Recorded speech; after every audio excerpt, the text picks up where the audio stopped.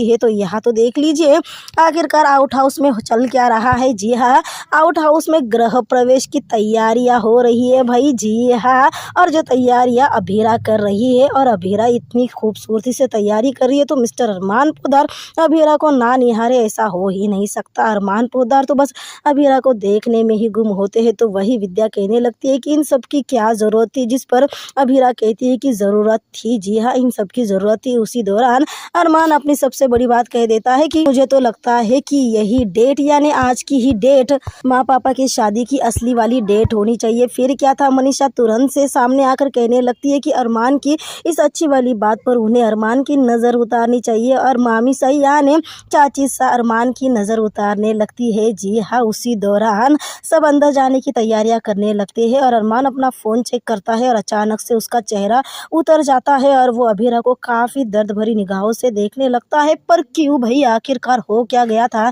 सब लोग तो अंदर चले जाते हैं। अरमान दरवाजे पर खड़ा था, जिस पर मुस्कुराकर अभीरा कहती है कि क्या तुम अंदर नहीं आओगे? पर अरमान जवाब नहीं देता और अरमान अभीरा को पीठ दिखाकर वहां से चला जाता है। जी हाँ, अरमान चला जाता है क्योंकि अरमान ने फ़ोन पर डेट देखी थी। जी हाँ, क्योंकि वो अपनी मम्मी पापा की शादी की डेट यानी उस खूबसूरत लम्हे की डेट नोट करना चाह रहा था। उसी दिन उसी वक्त उसे फ़ोन में दिखाई देती है वो डेट, क्योंकि उसी दिन यानी जिस दिन विद्या और माधव का गृह प्रवेश हो रहा है उसी दिन हुई थी अक्षरा की मौत और हुई थी अरमान और अभीरा की शादी। यानी यहाँ पर ये बात साफ है कि अक्षरा के मौत को हो चुका है 1 साल, तो वही अभीरा और अरमान के शादी को भी 1 साल हो चुका है। यानी अरमान और अभीरा की फर्स्ट मैरिज एनिवर्सरी है। जी हाँ, फर्स्ट मैरिज एनिवर्सरी है, पर इस मैरिज एनिवर्सरी में सिवाय दुखों के कुछ भी नहीं है। जी हाँ, तभी तो हम लोग देख पाते हैं कि किस तरह से अरमान सुबह सुबह सफ़ेद कपड़े पहन कर जाने लगता है, जिसे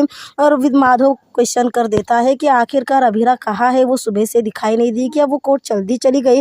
जिस पर अरमान बताता है कि आज अभीरा मंदिर गई है क्योंकि आज अक्षरा मैम की बरसी है। तो वही हम लोग देख पाते हैं कि अभीरा मंदिर में है, जो भगवान जी के सामने हाथ जोड़कर प्रार्थना कर रही होती है। जी हाँ, अभीरा भगवान जी के सामने प्रार्थना कर रही होती है, साथ ही उसे अपने माँ की याद भी आने लगती है। तभी तो अक्षरा के साथ बिताए हुए हर लम्हे को वो याद करने लगती है। उसी दौरान पंडित जी अभीरा से करने लगते हैं सवाल कि माँ का नाम क्या है, पिता का नाम क्या है। उसके बाद वो पूछ लेते हैं कि आपके नाना का नाम क्या है, और अभीरा कहती है पता नहीं, पर शायद नियति कुछ और ही चाहती थी। तभी तो उसी दौरान उसी रूट से और एग्जैक्टली मंदिर के सामने आकर मनीष गोयनका की गाड़ी हो जाती है ख़राब, जिसके बाद वो अपने ड्राइवर को कॉल कर कहने लगते हैं कि गाड़ी को तुरंत रिपेयर कराओ, तब तक मैं यहीं रुका हूँ, और मनीष गोयनका मंदिर को देखकर अंदर चले जाते हैं। जी हाँ, मनीष गोयनका अंदर चले जाते हैं और गेस व्हाट, उन्हें याद भी होता है। जी हाँ, तभी तो वो बाहर रहकर खड़े होकर कहने लगते हैं कि आज से ठीक 1 साल पहले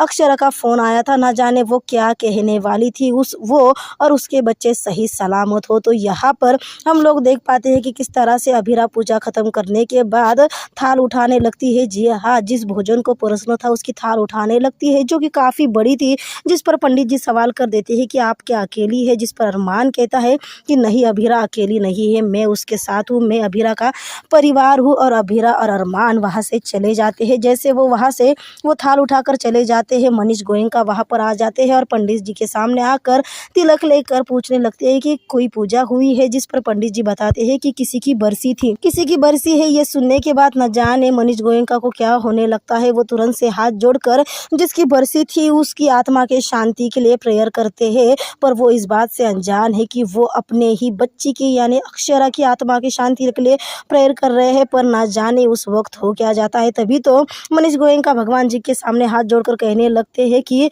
इतने साल हो गए पर आज भी अक्षरा की और उसके बच्चों की बहुत ज़्यादा याद आती है। उसी दौरान एग्जैक्ट मनीष गोयनका के सामने रूही खड़ी होती है। जी हाँ, एग्जैक्टली उनके सामने रूही खड़ी होती है और रूही का रिएक्शन देखने के बाद तो साफ पता चल रहा था कि भाई ये पक्का कोई बवाल करने ही वाली है। पर उससे पहले ये तो देख लीजिए कि अरमान और अभीरा एक साथ मिल मिलकर गरीबों को भोजन बांट रहे हैं। जी हाँ, अक्षरा की बरसी पर भोजन दान किया जा रहा है। उसी दौरान अरमान अभीरा से बात करने की कोशिश करता है, जिस पर अभीरा कहती है कि मुझे माफ़ी मांगनी चाहिए। जी हाँ, क्योंकि अभीरा ने ना जाने क्या कुछ कह दिया था, क्योंकि अरमान अभीरा से कहने जा रहा था कि आज तो अक्षरा मैम तुम्हारे साथ नहीं है सिर्फ और सिर्फ मेरी वजह से, जिस पर अभीरा कहने लगती है कि तुमने हमेशा मेरा साथ निभाया है। उस दिन मैं बहुत ज़्यादा गुस्से में